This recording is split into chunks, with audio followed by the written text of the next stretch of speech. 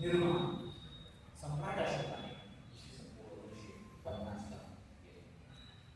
त्यानंतर नंतरच्या काळामध्ये जगातले सगळे बौद्ध भिक्खू त्या बोधिवृक्षाला वंदन करण्यासाठी यायचे. महाबोधी महाविहाराच्या आजूबाजूला सुंदर सुंदर शिल्प निर्माण करण्यात आली, सुंदर सुंदर स्तूप निर्माण केले. सुजाताने जिथे खेळली तिथं स्तूप निर्माण करण्यात आला. अनेक स्तूप निर्माण केले. जिथे कश्यप बंधूला दीक्षा दिली तिथे सुद्धा स्तूप निर्माण करण्यात आले. आणि असे सुंदर स्तूप, सुंदर विहार ते पूर्ण बोध गया जिथे बुद्धांना ज्ञान प्राप्त झाले ते पहिलं गुरुलीला नावाने ओळखलं त्या नावाने ओळखलं जायचं गुरुलीला. नंतर त्याचं नाव पडलं बोध गया. त्या बोध गयामध्ये सुंदर सुंदर स्तूप, सुंदर सुंदर शिल्प आणि ते महाबोधी महावृक्ष महाबोधी विहाराच्या मागे म्हणजे जिथे बुद्धांना ज्ञान प्राप्ती झाली तिथंच ते महाबोधी महाविहार आहे. पिंपळाच्या झाडाला चिकटून तो सम्राट असतो. स्वतःचा मुलगा भिक्खू, स्वतःची मुलगी भिक्खुनी बनवते. एक लाख सोन्याची नाणे महाबोधी महाविहार बांधतात. सांचीचा स्तूप सम्राट अशोकाचा, कलुबाचा स्तूप सम्राट अशोकाचा, सारनाथचा स्तूप सम्राट अशोकाचा, सन्नतीचा स्तूप सम्राट अशोकाचा. एवढे मोठे स्तूप, 84,000 विहार, लेण्या या सगळ्यांची निर्मिती सम्राट अशोकाने केली. एवढं मोठं दान सम्राट अशोक तुम्हाला देतो म्हणून सम्राट अशोकाच्या पत्नीला काही मनुवादी लोकांनी भेटवलं. नरका दिली, लंका नाही. आणि त्याच्या पत्नीला फिरवलं आणि पत्नीला फिरवून जिथे बुद्धांना ज्ञान प्राप्ती झाली तो बोधिवृक्ष त्या सम्राट अशोकाच्या पत्नीच्या हाताने त्यांनी तो झाला. सम्राट अशोकाला अनेक पत्नी, त्याच्यातली विदिशा नावाची पत्नी बौद्ध तिचाच मुलगा महेंद्र, तिचीच मुलगी देशात गेलो म्हणजे बौद्ध.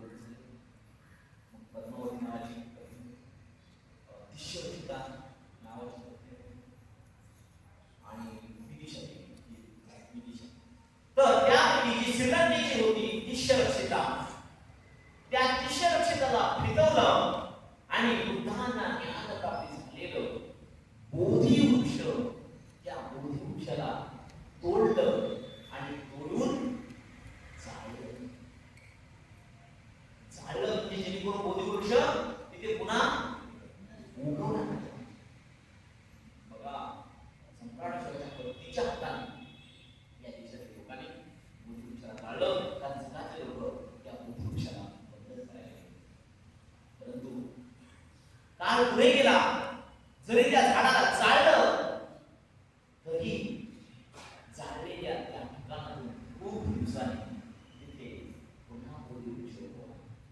पुन्हा त्याचं रोपटं, पुन्हा त्याचं झाड झालं आणि पुन्हा त्याला फुगा देवा आला. पुन्हा त्याला फांद्या दिल्या हा वृक्ष आणि पुन्हा जगातले लोक त्याला वंदन करायला. दिश्यरक्षिताने जाळल्याच्या नंतर तो बोधिवृक्ष 800 वर्ष जगला. किती वर्ष जगला? 800 वर्ष. आमचा आयुष्य किती आहे? 100 टक्के. 100 पण नाही. तो बोधिवृक्ष किती वर्ष जगला? 800 वर्ष जगला. 800 वर्षाच्या नंतर पुन्हा त्या बोधिवृक्षावर संकट आलं. बंगालचा राजा शशांक बौद्ध धर्माचा दुश्मन, बौद्ध धर्माचा विरोधक, बंगालमध्ये सगळे बुद्ध नष्ट केले. बंगालमध्ये सगळे स्तूप नष्ट केले आणि तो महाबोधी महाविहाराच्या जवळ आला.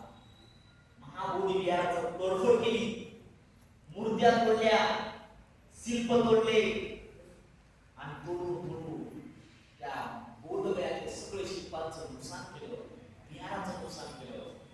आणि त्याला माहित होतं की जगात लोक कशासाठी येतात? महाबोधिवृक्षाला, बोधिवृक्षाला वंदन करण्यासाठी येतात. बौद्ध धर्माचा दुश्मन होता आणि ते 800 वर्षाचं झाड बोधिवृक्ष ते 800 वर्षाचं झाड तोडलं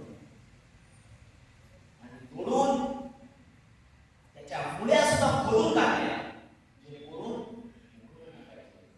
आणि त्याला जाळून मुळ्या खोदून त्याचं पूर्ण झाड मुळ्या पूर्ण जाळून टाकलं.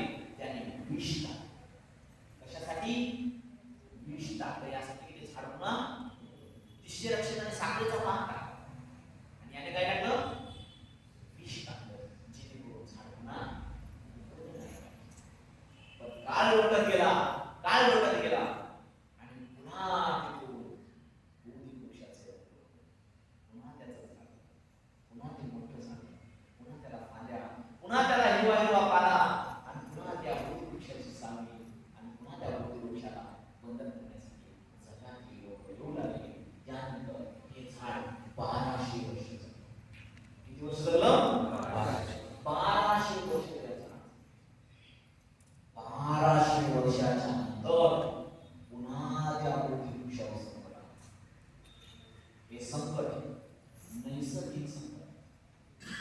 कृत्रिम नव्हतं ते, नैसर्गिक संकट होतं. वादळ, वारा, भयानक पाऊस, आणि त्या पावसामध्ये, वादळ वाऱ्यामध्ये ते 500 वर्षाचं झाड उन्मळून तुटून गेलं. नंतरच्या काळात नष्ट, त्याचे अवशेष शिल्लक नाही. मग तो काळ होता इंग्रजांचा काळ. इंग्रज संशोधन करत होते. जेम्स प्रिन्सेप असतील, लॉर्ड अलेक्झांडर कलिंगम असतील, हे संशोधन करत. आज आपल्याला बुद्धाच्या या अस्थी पाहायला मिळतात. त्याच्यावर काय लिहिलेलं होतं, जे विप्रमाण इतिहास सापडले. त्या अस्थीवर, त्या कलशावर काय लिहिलं होतं, पहिल्यांदा जेम्स प्रिन्सेप वाचले आणि त्यांनी सांगितले बुद्धाच्या अस्थी आहे. साधू महाराज लोकांनी सांगितले अमुक आहे, तमुक आहे, पण त्यांनी अभ्यास करून, लिपीचा अभ्यास करून, अनेक भाषांचा प्रयत्न होता. त्यांनी सांगितले बुद्धाच्या अस्थी आहे. आज आम्हाला त्या अस्थी पाहायला मिळतं जगामध्ये. ते जेम्स प्रिन्सेप त्यानेच त्या अस्थीचा शोध लावला.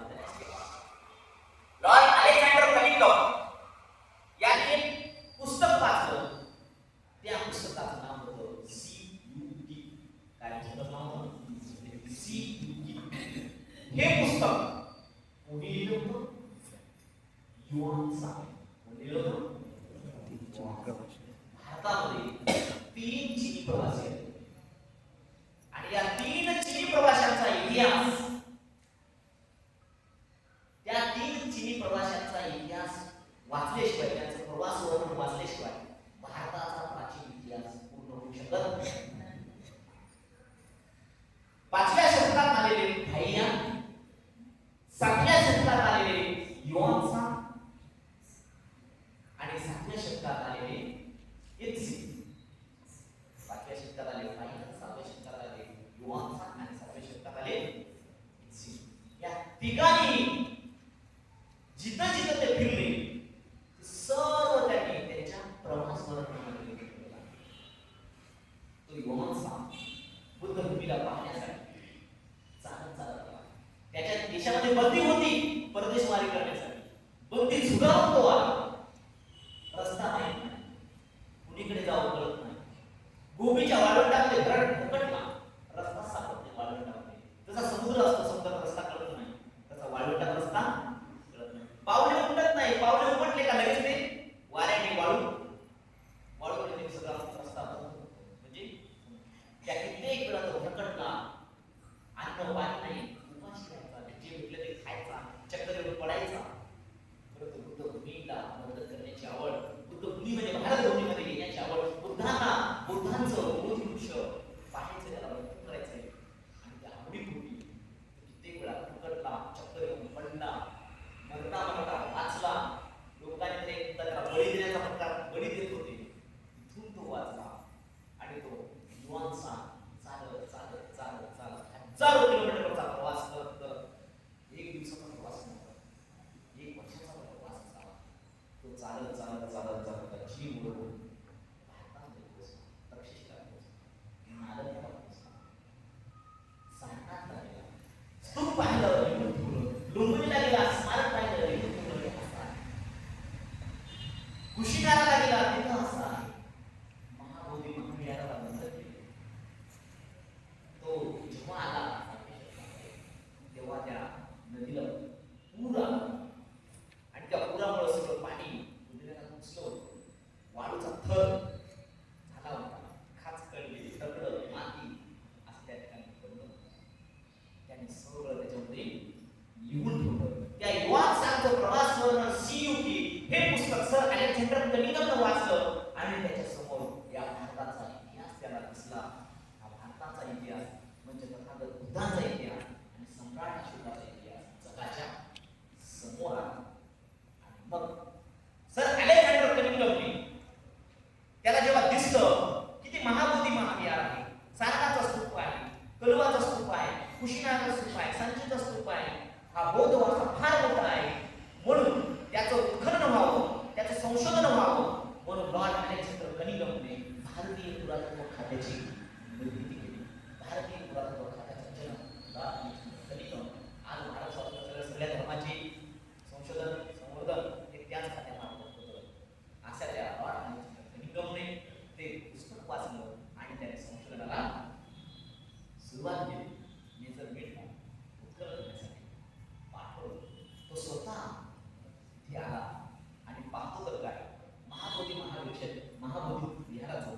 तोडफोड झालेली आहे, शिल्पांची तोडफोड झालेली आहे. परंतु जे सिक्युरिटी प्रवासात युवा सांग लिहून ठेवलेला आहे जशाच तसा तिथं दिसत नाहीये, बदल झालेला आहे, विटंबना झालेली आहे आणि बोधी वृक्ष तर दिसतच नाही. मग हा इथला बोधी वृक्ष गेला कुठं? त्या बोधी वृक्षाचं स्थान त्याने पहिल्यांदा निश्चित केलं आणि इथेच तो बोधी महाबोधी महावृक्ष असावा असं 100% त्याचं संशोधन करून काही ठरवलं की याच ठिकाणी महाबोधी महावृक्ष होता आणि तो कुठं गेला आता तो संपलेला आहे, नष्ट झाला, त्याच्या अवशेष शिल्लक आहे. ते स्थान त्याने निश्चित केलं. त्याने इतिहास वाचला की संघमित्रा सम्राट अशोकाचा मुलगी संघमित्रा, या संघमित्राला सम्राट अशोकाने त्या महाबोधी महाविहाराचं जे बोधी वृक्ष होता महाबोधी महाविहाराच्या मागचा, त्या बोधी वृक्षाचं फांदी त्याचं रोपट संघमित्राला सम्राट अशोकाने दिलं होतं आणि श्रीलंका देशाला भेट द्यायला सांगितलं. श्रीलंका आणि भारत या दोन देशाचं मैत्रीचं प्रतीक तो बोधी वृक्ष श्रीलंकेच्या राजाने फार मोठं जंगी स्वागत संघमित्राचं केलं आणि संघमित्राने तो बोधी वृक्ष केला होता. तो दिवस ज्येष्ठ पौर्णिमेचा दिवस. कोणता दिवस आहे? ज्येष्ठ पौर्णिमेचा दिवस होय. ज्येष्ठ पौर्णिमेच्या दिवशी श्रीलंकेमध्ये त्या बोधी वृक्षाचं पूजन केलं जातं आणि त्याच दिवशी आमच्या भारतात आमच्या महिला वडाला तयार तोच दिवस आहे. इकडे आमच्या बाया वडा तयार मारतात आणि बौद्ध महिला श्रीलंकेच्या महिला त्या दिवशी बोधी वृक्षाला वंदन करतात आणि तो बोधी वृक्षाचा उत्सव. ते सीयूकी प्रवास करताना सर अलेक्झांडर कनिंघम ते वाचलं आणि सर अलेक्झांडर कनिंघम श्रीलंकेला गेले आणि श्रीलंकेला जाऊन त्या अनुराधापूर येथे त्या बोधी वृक्षाचं रोपट त्याचं झाड बनवलं आणि त्याचं ते रोपट आणून त्यांनी परत जिथे मुख्य बोधी वृक्ष होता तिथेच ते लावलं, त्याला पाणी दिलं, त्याला वाढवलं, त्याला जगवलं. पुन्हा ते झाड छोटं छोटं मोठं झालं, त्याला पुन्हा फांद्या फुटल्या, पुन्हा हिरवा पाला आणि पुन्हा त्याचा महावृक्ष झाला. आज जे आपण बोधी वृक्ष पाहतो ते 230 वर्ष झाले ते सर कनिंघम लावलेला वृक्ष आहे. आज ते झाड पुन्हा ते मोठ्या झाडामध्ये उभं आहे आणि पुन्हा जगाचे लोक त्याला वंदन करण्यासाठी डॉक्टर बाबासाहेब आंबेडकर जी तुम्हाला म्हणायचे की तुम मुझे कितना भी मिट्टी में दबाने की कोशिश करो मैं वो बीज हूं जमीन फाड़ कर बाहर निकलूंगा. तसाच तो बोधी वृक्ष त्याला किती नष्ट करण्याचा प्रयत्न करा, तो नष्ट झाला नाही, पुन्हा त्याचं जमीन फाडून उभा राहिला, वर उभा राहिला. बौद्ध धर्माला कितीही नष्ट करण्याचा प्रयत्न करा, बौद्ध धर्म नष्ट झाला नाही आणि तो होणारही नाही. असा त्या महाबोधी महावृक्षाचा इतिहास आहे. झाडाला लोकांनी ठेवलं नाही. नंतरच्या काळामध्ये महाबोधी महावृक्ष श्रीलंकाचा राजा मेघवन याचा भाऊ त्या ठिकाणी आला आणि त्यांनी सांगितलं की इतर राहण्यासाठी काही व्यवस्था नाही, म्हणून मेघवनने बोधी विहाराच्या बाजूला पूर्वेकडे मोठ्याच्या मोठ्या महाबोधी संग्रामाची निर्मिती केली. नंतरच्या काळामध्ये 1000 लोक राहायचे, शिक्षक यायचे, बुद्धघोष सर्वात मोठे ज्ञानीवंत ते तिथंच राहिले, चाऊ नावाचे हिंदू ते तिथंच राहिले, नालंदा आणि तक्षशिला सारखं ते विद्यापीठ म्हणजे ते विहार नामांकित झालं कारण मोठमोठे राहू लागले. नंतरच्या काळामध्ये महाबोधी महाविहाराची प्रचंड होऊ लागली. त्या महाबोधी महाविहाराचं पुनर्निर्माण कनिष्काचा मुलगा हुआशिका यांनी त्या महाबोधी महाविहाराचं पुनर्निर्माण ते अनेक वेळा पडत होतं, त्याला अनेक वेळा दुरुस्त करावं लागतं कारण हा इतिहास 2000 वर्षाचा आहे, 2500 वर्षाचा आहे. 100 वर्षात आमचं विहार पडणार नाही तर पुन्हा बांधावं लागेल, तेव्हा आपण राहणार नाही, पुढच्या पिढीला करावं लागणार आहे, बरोबर. 100-150 वर्षात ते पुढच्या पिढीला करावं लागणार आहे. सम्राट अशोकाच्या नंतर त्या महाबोधी महाविहाराचं पुनर्निर्माण हुआशिका यांनी केलं, कनिष्काचा मुलगा हुआशिका यांनी केलं. त्यानंतर म्यानमारच्या उपदेशाच्या अनेक राजांनी दान किझिंटा नावाचे जे म्यानमारचे राजे होते यांनी त्या महाबोधी महाविहारासाठी एक जहाज बनवून सोडलं. ती पाठवून एक जहाज बनवून सोडलं. त्याचे हिरे मोती चढ एवढा मोठा म्यानमारच्या अनेक राजांनी करत म्हणजे प्रत्येक पिढीमध्ये 100-200 वर्षांतर 100-200 वर्षांतर त्याला पुन्हा त्याचं बांधकाम व्हायचं आणि पुन्हा ते निर्माण व्हायचं आणि 100-200 वर्षांतर ते परत पडायचं, पुन्हा त्याचं निर्माण केलं.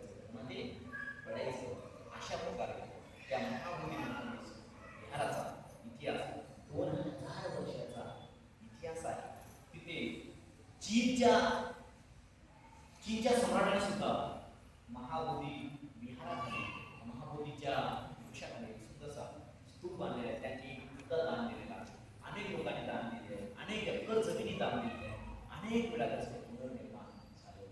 17व्या शतकामध्ये म्हणजे 16व्या शतकापर्यंत तिथे खूप घेणं जाणं करायचे.